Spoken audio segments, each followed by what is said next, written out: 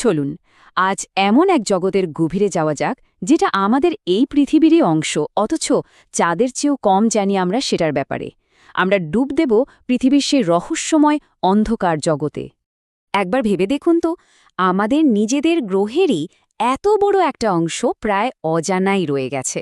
তো এই গভীর অন্ধকারের আড়ালে কি এমন রহস্য লুকিয়ে আছে?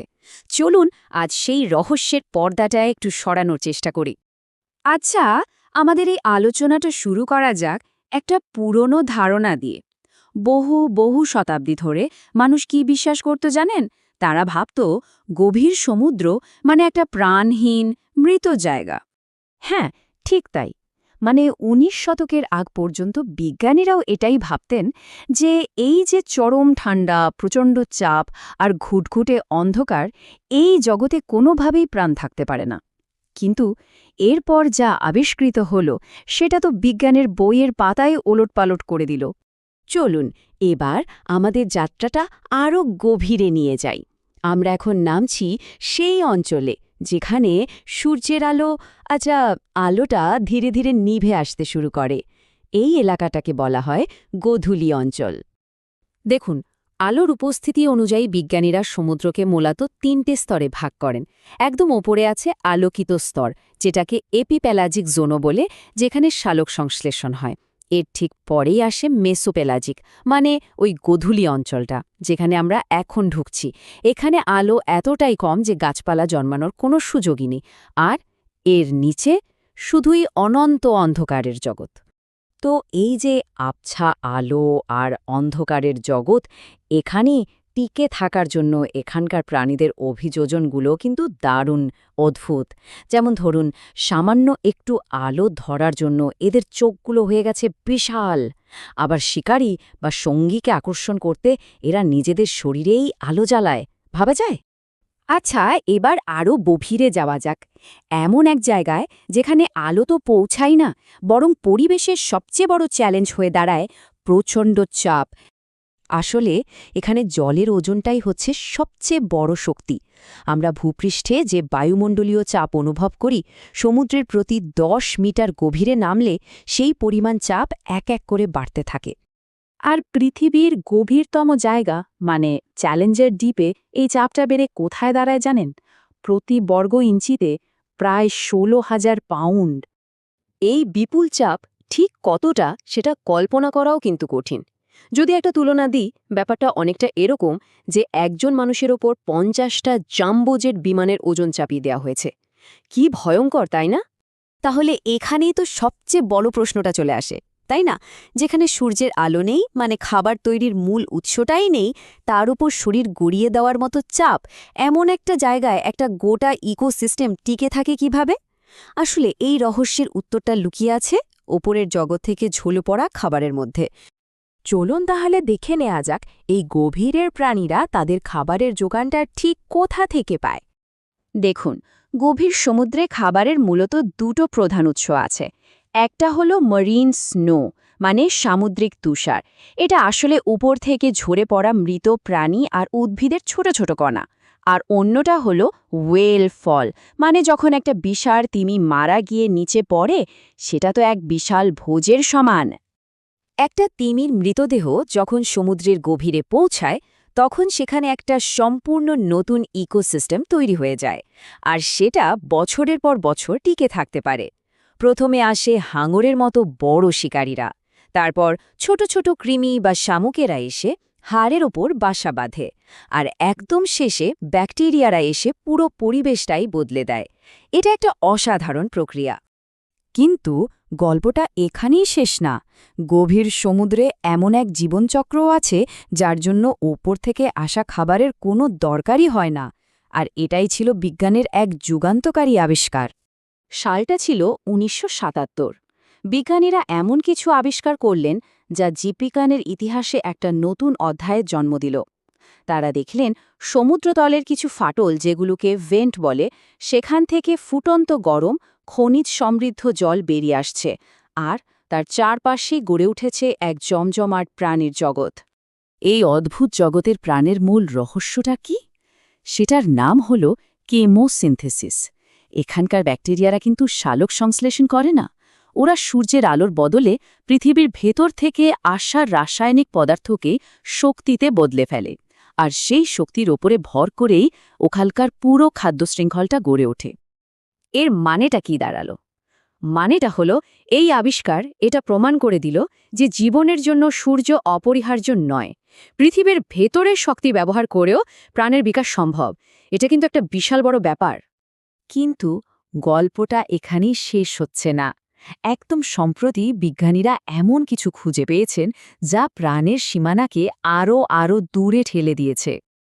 এই অভিযানের প্রধান বিজ্ঞানী ডক্টর মনিকা ব্রাইট একটা দারুণ কথা বলেছেন। তার উক্তিটা একটা অবিশ্বাস্য আবিষ্কারের দিকে ইঙ্গিত করে। তারা শুধু ওই ভেন্টের চারপাশেই নয়, ভেন্টের নিচেও প্রাণের সন্ধান পেয়েছেন।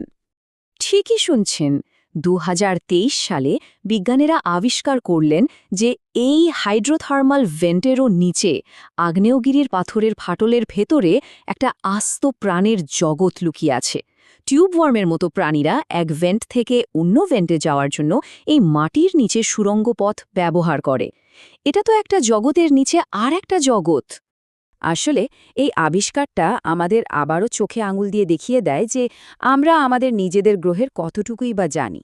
সমুদ্রের গভীরে এখনও যে কত জগৎ অনাবিষ্কৃত রয়ে গেছে কে জানে। আর এই প্রশ্নটাই আমাদের ভাবিয়ে তোলে, তাই না?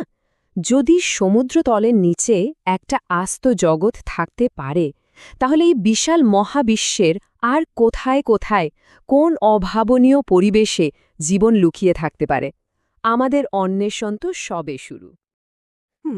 পৃথিবীর পৃষ্ঠের ঠিক নিচেই, মানে আমাদের পায়ের নিচেই এমন এক অন্ধকার আর রহস্যময় জগৎ লুকিয়ে আছে, যার মাত্র ৪% এলাকা আমরা এই পর্যন্ত অনুসন্ধান করতে পেরেছি। মাত্র ৪%? ভাবা যায়? হ্যাঁ, ঠিক তাই। মানে আমাদের নিজেদের গ্রহেরই একটা বিশাল অংশ এখনও আমাদের কাছে আক্ষরিক অর্থে অন্ধকার। তো আজকের এই গভীর আলোচনায় আমরা সমুদ্রের একদম অতল গহ্বরের সেই লুকিয়ে থাকা বিস্ময়কর জগৎ নিয়েই কথা বলবো। আর এই গভীর জগৎটাকে বোঝার জন্য আমাদের হাতে কিন্তু বেশ কিছু দারুণ সোর্স আছে আজ। একদম। উইকিপিডিয়ার ডিপ সি কমিউনিটি এবং সামুদ্রিক প্রাণীদের গিগ্যান্টিজম নিয়ে চমৎকার কিছু তথ্য আছে আমাদের কাছে। সাথে আছে মন্টেরে বে অ্যাকোয়ারিয়ামের বায়োলুমিনেসেন্স রিপোর্টটা। হ্যাঁ, আর ওশেনোগ্রাফিক ম্যাগাজিনে প্রকাশিত সমুদ্রতলের নিচের একদম নতুন একটা আবিষ্কারের খবরও আমরা বিশ্লেষণ করব। সাথে থাকছে বেশ কিছু গবেষণামূলক আর্টিকেল। ঠিক। আমাদের আজকের এই আলোচনার মূল লক্ষ্য হলো সমুদ্রের গভীরতা নিয়ে যেসব মিথ বা লোককথা প্রচলিত আছে তার পেছনের আসল বিজ্ঞানটাকে বোঝা। এই চরম পরিবেশে প্রাণীরা কিভাবে টিকে থাকে সেটা জানা, আর সমুদ্রতলের নিচে লুকিয়ে থাকা একদম নতুন একটা ইকোসিস্টেমের সাথে পরিচিত হওয়া। আর একটা ব্যাপার আমি শুরুতেই বলতে চাই, এই চরম পরিবেশগুলো নিয়ে যখন আমরা বিশ্লেষণ করি তখন শুধু সেখানে কি ঘটছে সেটা জানাই কিন্তু যথেষ্ট নয়। অবশ্যই। এই পরিবেশগুলো দেখতে যতই বিচ্ছিন্ন মনে হোক না কেন, এগুলো কিভাবে পৃথিবীর সামগ্রিক ইকোসিস্টেমের সাথে ওতপ্রোতভাবে জড়িয়ে আছে সেটা বোঝাই সবচেয়ে জরুরি। বিজ্ঞানীরা প্রমাণ পাচ্ছেন যে সমুদ্রের ওই হাড় কাঁপানো গভীরেও প্রকৃতি একটা অবিশ্বাস্য রকমের জাল বুনে রেখেছে। সত্যি বলতে এই অজানা জগতের বাস্তবতা কল্পবিজ্ঞানের যে কোনো গল্পের চেয়েও অনেক বেশি রোমাঞ্চকর। আচ্ছা, বিষয়টির গভীরে যাওয়া যাক। চলুন শুরুতেই এমন একটা জায়গা নিয়ে কথা বলি যেটা মানুষের মনে এক ধরনের আতঙ্কের জন্ম দিয়েছে। আপনি নিশ্চয়ই ড্র্যাগন ট্রায়াঙ্গেলের কথা বলছেন। হ্যাঁ, ড্র্যাগন ট্রায়াঙ্গেল, ইংরেজি থেকে অনেকে ডেভিল সি বা শয়তানি সমুদ্র বলে। প্রশান্ত মহাসাগরে জাপান, বনিন দ্বীপপুঞ্জ আর গুয়ামের মাঝখানের একটা এলাকা এটা। এই জায়গাটা নিয়ে তো প্রচুর মিথ আছে। প্রচুর। চার্লস বার্লেটেজ ১৯৮৯ সালে দ্য ড্র্যাগনস ট্রায়াঙ্গল নামে একটা বই লিখেছিলেন। সেখানে তিনি দাবি করেন যে ১৯৫২ থেকে ১৯৫৪ সালের মধ্যে ওই এলাকায় ৫টি বড় সামরিক জাহাজ আর তাদের প্রায় ৭০০ জন ক্রু, মানে কোনো চিহ্ন না রেখে পুরোপুরি নিখোঁজ হয়ে যায়। বুঝতে পারছি। মানুষ সিরিয়াসলি বিশ্বাস করতে শুরু করেছিল যে সমুদ্রের নিচে হয়তো কোনো বিশাল ড্র্যাগন বা অতিপ্রাকৃত শক্তি আছে। এমনকি প্রাচীন জাপানি লোককথায় যে ইয়োকাই বা সামুদ্রিক দানবের কথা বলা আছে সেটার সাথেও একে জুড়ে দেওয়া হয়েছিল। কিন্তু এখানকার সবচেয়ে চমকপ্রদ বিষয়টি হলো বৈজ্ঞানিক অনুসন্ধান। যখন এই দাবিগুলোকে ল্যারি কুশে নামের একজন গবেষক বৈজ্ঞানিক দৃষ্টিকোণ থেকে বিশ্লেষণ করলেন তখন পুরো চিত্রটাই বদলে গেল। মানে গল্পটা পুরোটাই বানানো ছিল। তিনি প্রমাণ করে দেখালেন যে চার্লস বার্লিটজের দাবিগুলো আসলে চরমভাবে অতিরঞ্জিত ছিল।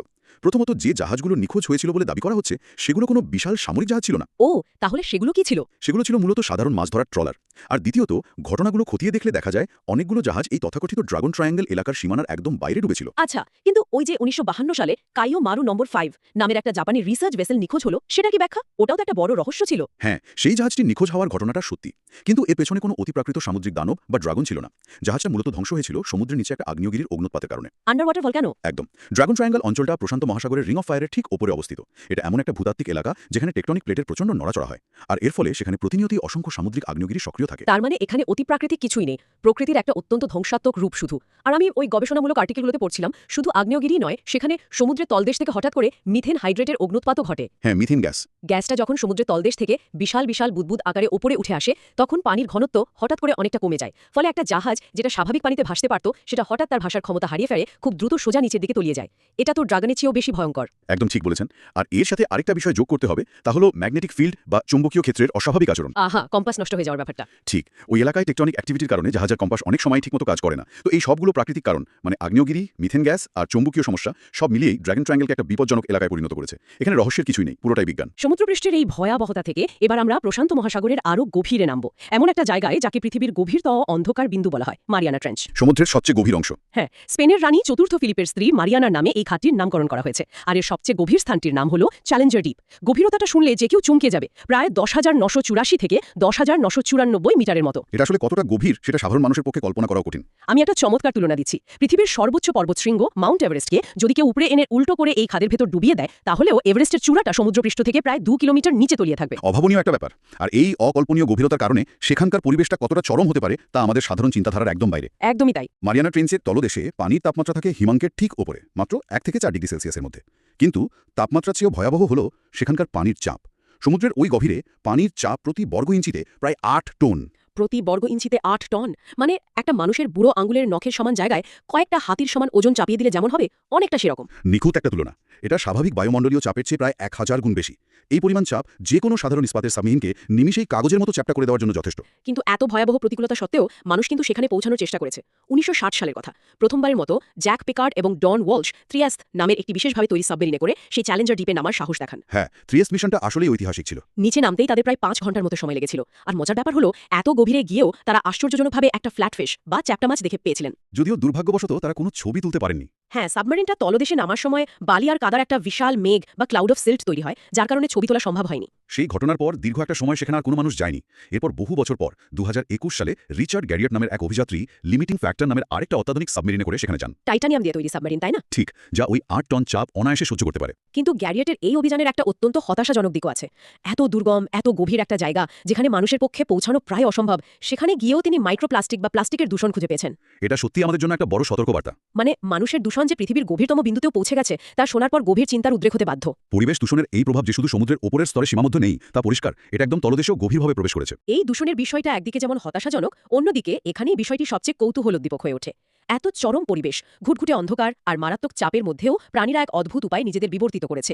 এই ব্যাপারটাকে বলা হয় ডিপ সি গিগান্টিজম বা গভীর সমুদ্রের প্রাণীদের দানবাকৃতি ধারণ করার প্রবণতা। অগভীর জলের প্রাণীদের তুলনায় এরা বিশাল আকারের হয়। হ্যাঁ, উদাহরণ হিসেবে দৈত্যাকার আইসোপড, জাইন্ট স্কুইড আর জাপানি স্পাইডার ক্র্যাবের কথা বলা যায়। একটা পূর্ণবয়স্ক জাপানি স্পাইডার ক্র্যাবের পাগুলো প্রসারিত করলে তা প্রায় 12 ফুট পর্যন্ত লম্বা হতে পারে। কিন্তু এরা এত বিশাল আকার ধারণ করে কিভাবে? এর পেছনে বৈজ্ঞানিক কারণগুলো খুব ইন্টারেস্টিং। প্রথমত, বার্গম্যানের সূত্র নামের একটা নিয়ম আছে। এই সূত্র অনুযায়ী পরিবেশের তাপমাত্রা যত শীতল হয়, প্রাণীদের কোষের আকার তত বাড়ে এবং তাদের আয়ু দীর্ঘ হয়। আর মারিয়ানা ট্রেঞ্চের মতো জায়গা তো প্রচুর ঠান্ডা। ঠিক তাই, কম তাপমাত্রা এই প্রক্রিয়ায় বড় একটা ভূমিকা রাখে। আর এর সাথে কাজ করে ক্লাইবারের সূত্র। গভীর সমুদ্রে তো খাদ্যের খুব অভাব থাকে। ক্লাইবারের সূত্র আমাদের জানায় যে একটা প্রাণী যত বড় হয় তার মেটাবলিজম তত কার্যকর বা এফিসিয়েন্ট হয়। তার মানে বড় আকার তাদের খাদ্যের অভাবে টিকে থাকতে সাহায্য করে। একদম।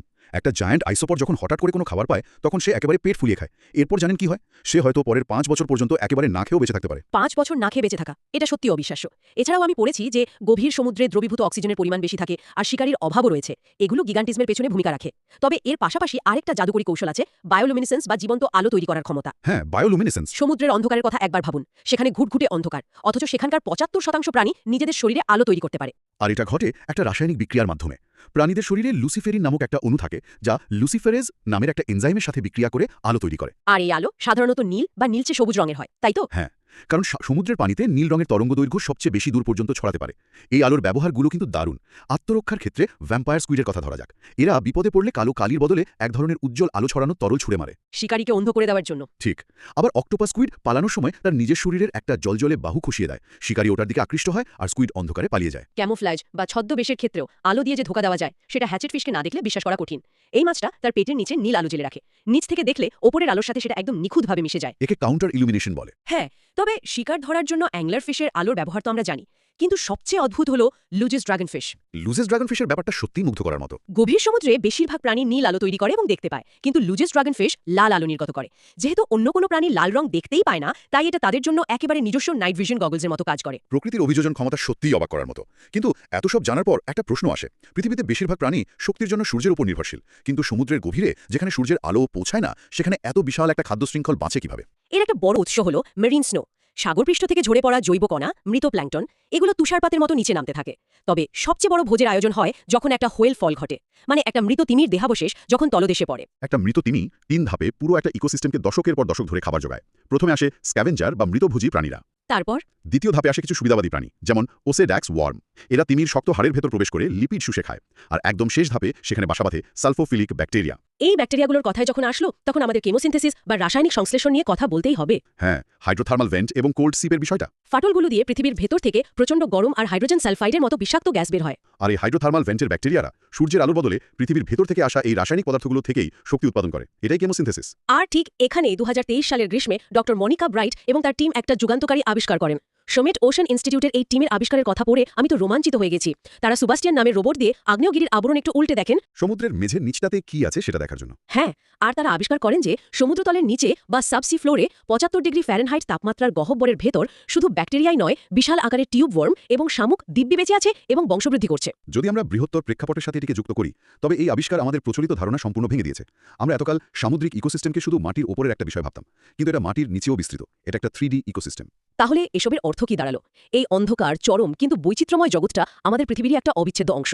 কিন্তু এখন ডিপ সি মাইনিং বা গভীর সমুদ্রে খনিজ উত্তোলনের কারণে এই ইকোসিস্টেম হুমকির মুখে। অত্যন্ত চিন্তার বিষয়। শব্দদূষণ, বিষাক্ত ধাতু এবং বাসস্থান ধ্বংসের ফলে হয়তো অজানা অনেক প্রজাতি আমাদের আবিষ্কারের আগেই হারিয়ে যাবে। এছাড়া জলবায়ু পরিবর্তনের ফলে সমুদ্রের তাপমাত্রা বাড়লে অক্সিজেনের অভাব দেখা দেবে, যার ফলে ডিপ সি গিগ্যান্টিজম ধ্বংস হয়ে যেতে পারে। একদম। সমুদ্রের এই গভীরতা পৃথিবীর ফুসফুস এবং প্রাণী জগতের ভারসাম্য রক্ষায় অপরিহার্য। এখানকার জীববৈচিত্র্য নষ্ট হলে তার প্রভাব পুরো পৃথিবীর ওপরই পড়বে। সমুদ্রের এই জীববৈচিত্র্য টিকিয়ে রাখা আমাদের নিজেদের অস্তিত্বের জন্যই জরুরি। আজকের আলোচনা শেষ করার আগে আমি একটা সম্পূর্ণ নতুন এবং একটু উৎকর্ণীমূলক চিন্তা শেয়ার করতে চাই। অবশ্যই, বলুন। আমরা মাত্রই জানলাম যে সম্পূর্ণ অন্ধকার, মারাত্মক চাপ এবং ফুটন্ত রাসায়নিকের মধ্যেও প্রাণ এতটা প্রাণবন্তভাবে টিকে থাকতে পারে, এমনকি সমুদ্রতলের নিচে নতুন ইকোসিস্টেম গড়ে তুলেছে। তবে কি আমাদের সৌরজগতের অন্যান্য বরফাচ্ছাদিত উপগ্রহ, যেমন বৃহস্পতির ইউরোপা বা শনির এনসেলারিসের বরফের চাদরের নিচে লুকিয়ে থাকা অন্ধকার মহাসাগরগুলোতেও ঠিক এই মুহূর্তেই এ ধরনের কোনো অদ্ভুত প্রাণের অস্তিত্ব বিরাজ করছে? এটা মহাকাশ বিজ্ঞানের দৃষ্টিকোণ থেকে এক দুর্দান্ত সম্ভাবনা। পৃথিবীর এই চরম পরিবেশের প্রাণীরাই হয়তো একদিন ভিনগ্রহের প্রাণের অস্তিত্ব খোঁজার সবচেয়ে বড় সূত্র হতে পারে। এই রোমাঞ্চকর প্রশ্নটি শ্রোতাদের মনে অনুরণিত হতে দিয়েই আমাদের আজকের এই তথ্য অনুসন্ধানের সমাপ্তি টানছি। নতুন কোনো গভীর আলোচনা নিয়ে আবারও ফিরে আসব।